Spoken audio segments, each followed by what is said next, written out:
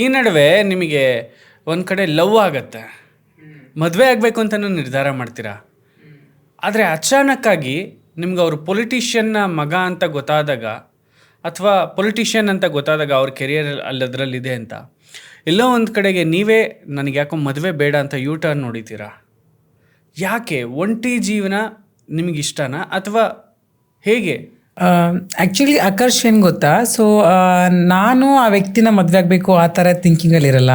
ಆ ವ್ಯಕ್ತಿ ನನ್ನ ಸೆಕೆಂಡ್ ವೈಫಾಗಿ ಲೈಫ್ನ ಇಟ್ಕೊತೀನಿ, ಜೀವನ ಪೂರ ನಿನ್ನ ಜೀವನ ಸಂಪೂರ್ಣ ನಾನು ನೋಡ್ಕೊತೀನಿ. ನಿನಗೇನು ಬೇಕು ಜೀವನದಲ್ಲಿ ಎಲ್ಲವನ್ನು ನಾನು ಕೊಡ್ತೇನೆ, ನಿನಗೇನು ಯಾವುದು ಕುಂದು ಕೊರತಿಲ್ದಂಗೆ ನೋಡ್ಕೊತೀನಿ ಅಂತೇಳಿ ನನ್ನ ಲೈಫಲ್ಲಿ ಆ ವ್ಯಕ್ತಿ ಬರ್ತಾರೆ. ಸೊ ಆಮೇಲೆ ನನಗೆ ಗೊತ್ತಾಗೋದು ಅವರೊಬ್ಬ ಪೊಲಿಟಿಷಿಯನ್ಸು, ಒಬ್ಬ ರಾಜಕಾರಣಿ ವ್ಯಕ್ತಿ ಅಂತ ಹೇಳಿ, ಒಬ್ಬ ಮೇಲೆ ಮಗ ಅಂತೇಳಿ ನನಗೆ ಆಮೇಲೆ ಗೊತ್ತಾಗೋದು ಆವಾಗ.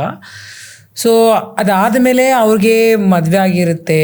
ಸೊ ಅವ್ರಿಗೆ ಆದಂಥ ಕುಟುಂಬ, ಫ್ಯಾಮಿಲಿ ಅದೆಲ್ಲ ಇರುತ್ತೆ.